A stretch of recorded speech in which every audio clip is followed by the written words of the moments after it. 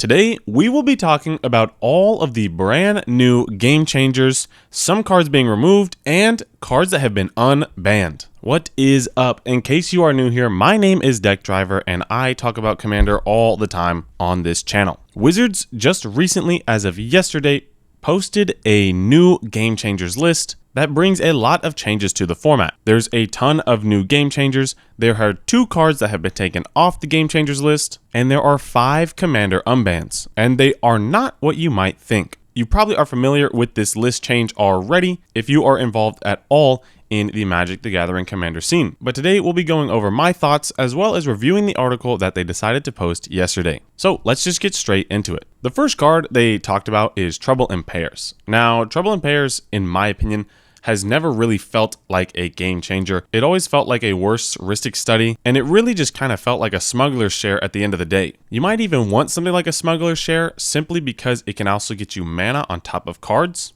But Trouble in Pairs is extremely easy to play around and can be treated almost like a Deafening Silence or a Ghostly Prison. And when it needs to be dealt with, it's pretty easily dealt with nowadays. So I can totally understand how it's not really a game changer. One spell that I don't necessarily agree with is Trinisphere being taken off the game changer list. Now, I understand their reasoning for actually taking this off was the fact that it's only really seen at bracket 4 and bracket 5 pods. The thing is, though, is that the only thing that was stopping this from being played at lower level pods is the fact that it was on the game changers list. I think if you were to pull up to a bracket 2 pod and put down a Trinisphere, most people would groan, moan, and not really enjoy their experience. And it's that much more expensive now to get rid of the Trinisphere in the first place. I think if something is only really seen in CDH, it should almost automatically be on a game changers list, simply because the fact that if it's only seen in CDH, it's probably because it's a really good card or it's extremely taxing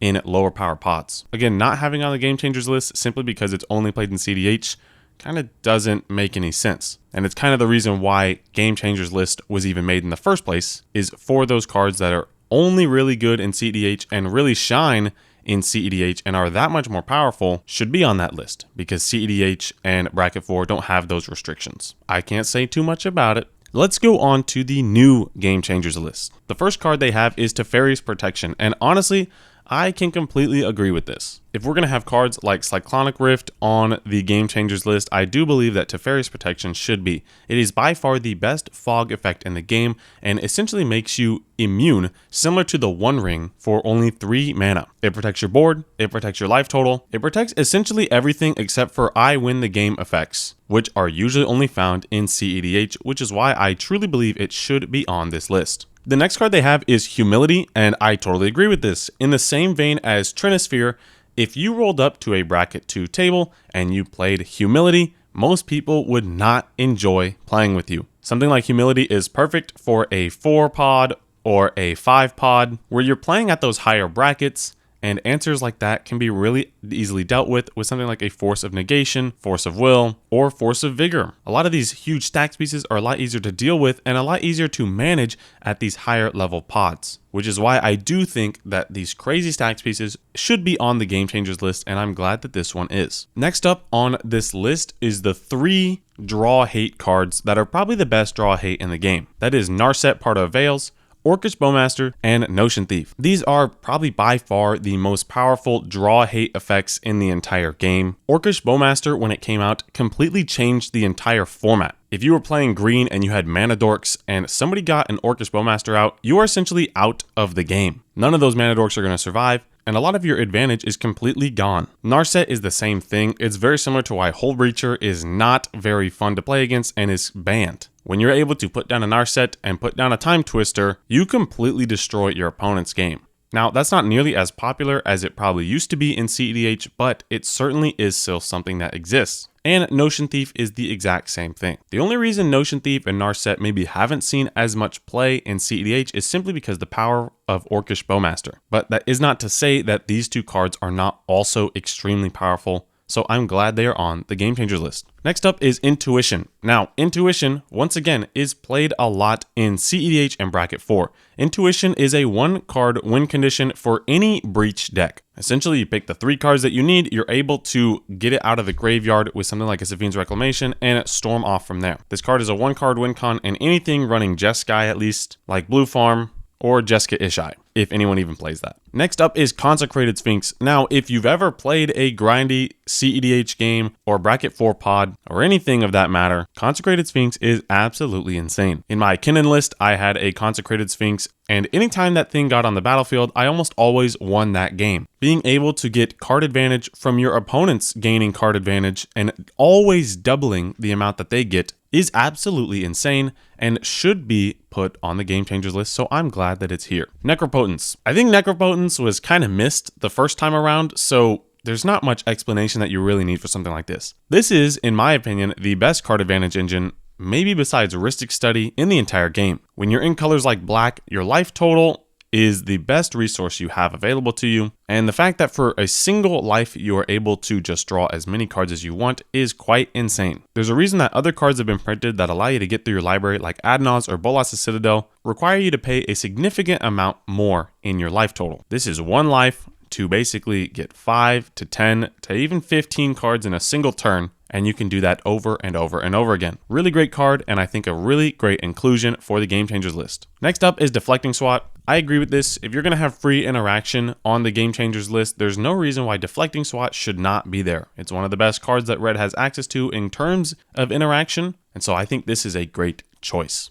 Next up is a whole assortment of tutors in the game. This goes with Gamble, Crop Rotation, and Worldly Tutor. Now, at first, when I saw this list, I was kind of confused why Gamble was there. In my opinion, I don't think Gamble is nearly as powerful as any of the other 1-mana tutors for each color. However, when you take into consideration the fact that you can get any card out of your hand, and you just have a small chance of discarding it, it gets really powerful. Then when you take into consideration anything like a Breach line, Gamble becomes the best tutor in the game because it doesn't really matter if you discard it or bin it.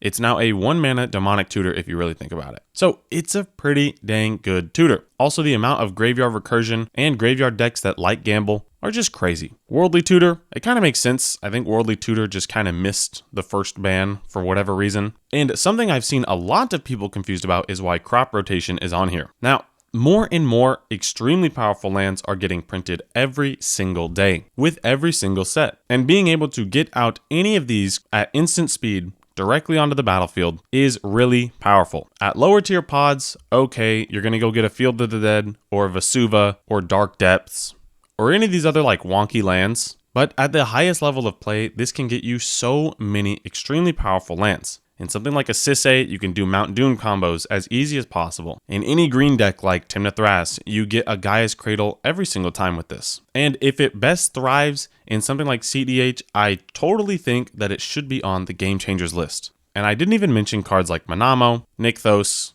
Cabal Coffers, any of these other extremely powerful lands. Next up is Seaborn Muse. I'm just going to stop you here, not say too much about it. If you've ever played against a Timna Thrasios or a Kinnan list, Seaborn Muse is absolutely insane. And no matter what level of play you're at, if you're in green, you almost need a Seaborn Muse if you're running Mana Dorks, or if you're running any sort of instant speed shenanigans. Seaborn Muse is absolutely insane and is deservedly on this new list. Next up is Natural Order. We'll get into a couple of other tutors later in this list that are not included, but Natural Order I do believe should be on this list. The fact that for 4 mana you can get any single creature is absolutely insane. The only time I ever run something like a Craterhoof Behemoth is when I have a Natural Order for myself. Craterhoof Behemoth is absolutely insane in terms of its expense, and being able to get it out for free onto the battlefield for only 4 mana is actually broken.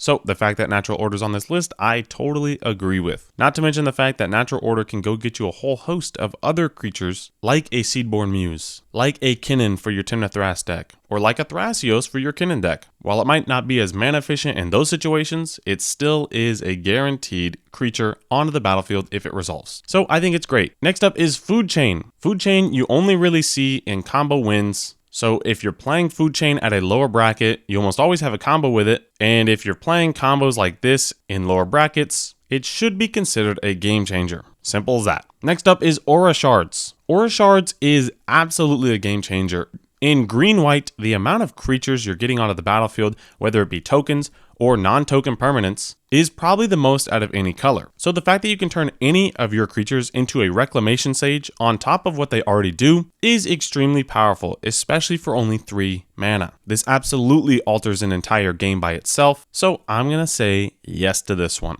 Next up is Field of the Dead. Now, in my opinion, I don't really think that Field of the Dead is that powerful. I'm not really sure why it's there, but Field of the Dead can easily be infinitely looped to get infinite creatures. You can then stack it for infinite deaths. You can do things like Lumra and Aftermath Analyst loops. You can do a lot of things with these lands that generate creatures. So I can totally understand why it's here. And also, if you have a Field of the Dead deck, you can get it out pretty consistently, and you're able to easily make this a extremely powerful value engine for an entire game. So although I don't truly believe it's that powerful of a card, I think it does deserve to be on this list. And next up is Misras Workshop. 3 mana on an untapped land, and all you need to do is cast an artifact with it. Yeah, I think this card deserves to be on the list. Moving on. The next topic that the article went into is the topic of commanders as game changers. So when they first released the list, they had a couple of actual commanders that are considered game changers. In this article, they basically say that some commanders are extremely powerful and that should be taken into consideration. However, just because a commander is powerful, they don't think that that is enough justification to actually put it on the game changers list. And I totally agree. Edgar Markov is absolutely busted, especially with his Imminence ability, but I would not consider him a game changer. What their approach is more going to be around is cards that significantly alter the type of play that happens at a table. So cards like Tergrid and Grand Arbiter would still be on the list. Not only that, but if those commanders were in the 99 of a deck, they would be considered game changers for how much they impact the actual game. So I think that's a great one. And they also are considering possibly taking off Yuriko and Urza from the list due to the fact that they are simply just very, very powerful commanders. And that's it. And on Game Changer updates, they went over a couple of cards that they have their eye on, but have not quite yet made it to the Game Changer list. Let's go over those cards now. So the first one is Farewell. Now, while yes, this does reset an entire game almost every time you play it, I really don't think that it's that crazy, especially the fact that it costs 6 mana.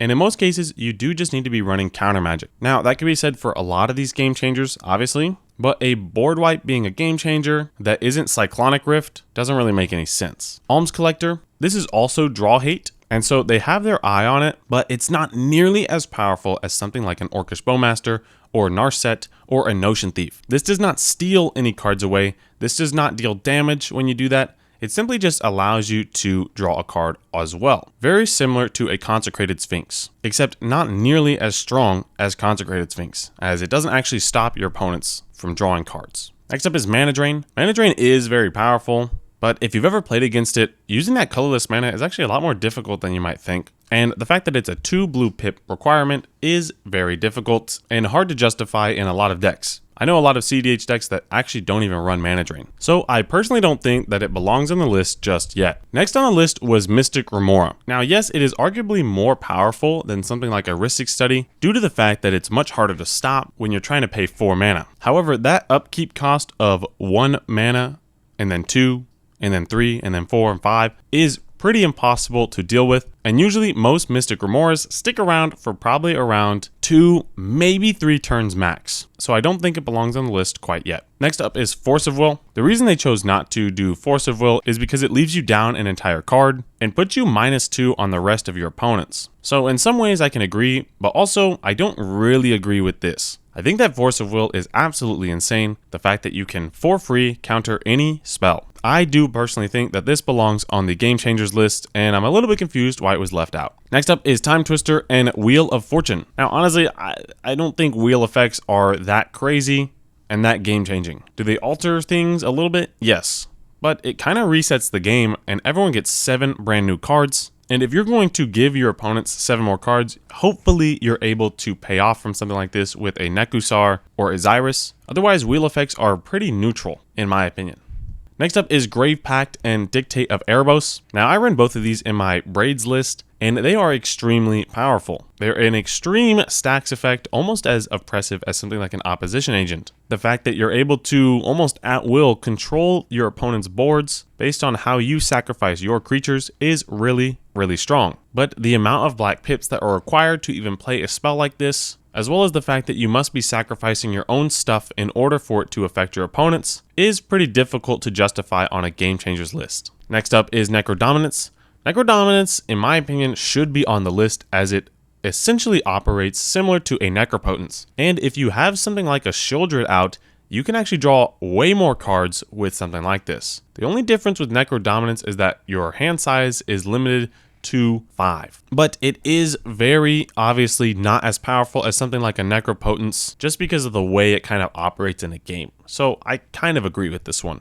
Only slightly though. Next up is Craterhoof Behemoth. Now Craterhoof Behemoth has not been put on the Game Changers list, and in my opinion I agree with this one too. Like I said earlier, getting something out with a natural order is pretty powerful, so they might actually consider putting it on this list. However, in most other games, playing a Craterhoof on turn 8 or 9 is pretty reasonable and it should be able to be dealt with. So they deem it not very powerful, and I agree with that. The only time Craterhoof is absolutely a problem is when you have decks that are extremely efficient at getting tokens out and cheating out a Craterhoof Behemoth. But the amount of decks that are actually able to do that consistently and not already be in higher brackets is kind of difficult. And there's not a lot of them. So I agree with this one. Next up is the Great Hinge. The Great Hinge to me just screams casual at any point in time. You already need a green, big, stompy creature on the battlefield just to be able to play this for a reasonable price. But when you are able to do that, you're able to get 2 mana, gain 2 life, and it's a draw engine and a +1/+1 counter engine. It's a very powerful card, but the fact that it needs so much setup, I kind of agree that it's off the list right now. Next, we mentioned some tutors that we're going to be talking about, and here they are: Green Sun Zenith, Chord of Calling, Finale of Devastation, and Tooth and Nail. Now, most of these are not on the list simply because of the amount of mana that it requires. Now, in most cases, like CEDH, these do get broken because in most cases you can just go infinite with mana, and then these get you anything that you want.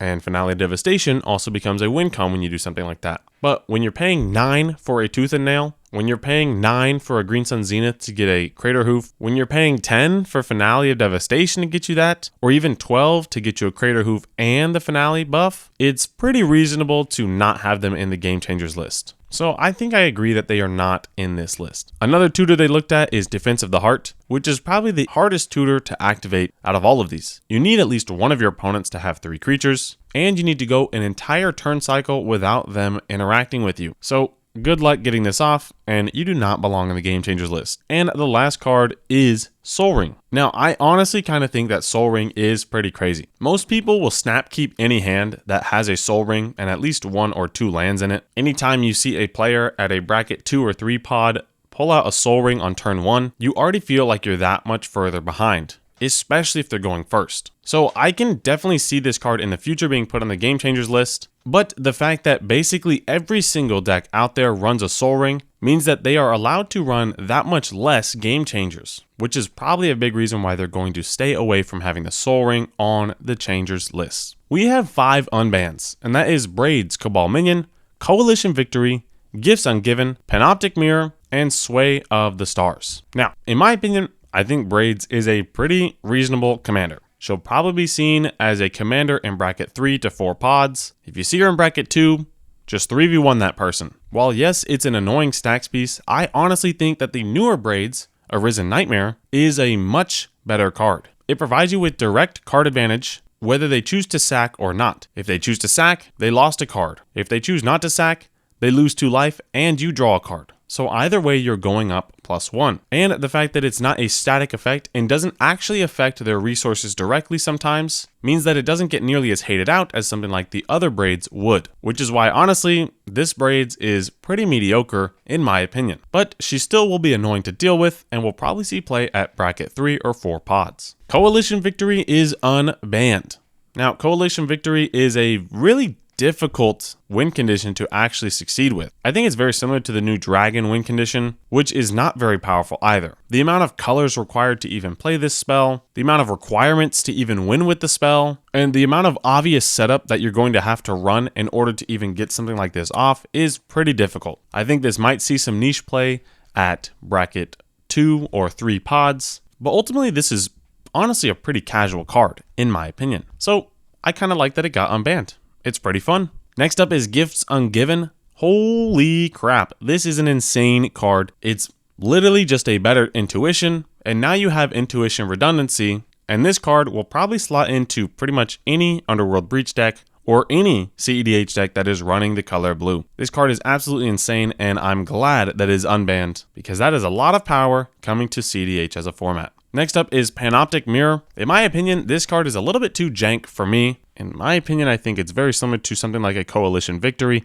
and will always be deemed a more casual card. It's already difficult to play with. It's probably a little weird to play around, but compared to something like an Isochron Scepter, it's not nearly as powerful. So I think, again, this will see some play in bracket 2s and 3s, but I don't think it's going to do too much at the higher brackets. Maybe unless you put an extra turn spell underneath it, but even then, I don't know how strong that's really going to be. And lastly is Sway of the Stars. Now again, this is going to be a difficult one to even justify playing in any pod. If most people see you play this, they will probably scoop up. So technically it's a 1-card win con, but it will be the least satisfying win of your life. Having to completely reset the game and then have your life total become 7 is really not that cool and not very fun to play against. So I think it's fine to be unbanned, but again, this is a pretty casual card that probably still won't see very much play. And that is it, ladies and gentlemen. This has been quite the lengthy video compared to a normal video, but I just wanted to share my thoughts on this new Game Changers list and the different changes that they decided to put in there.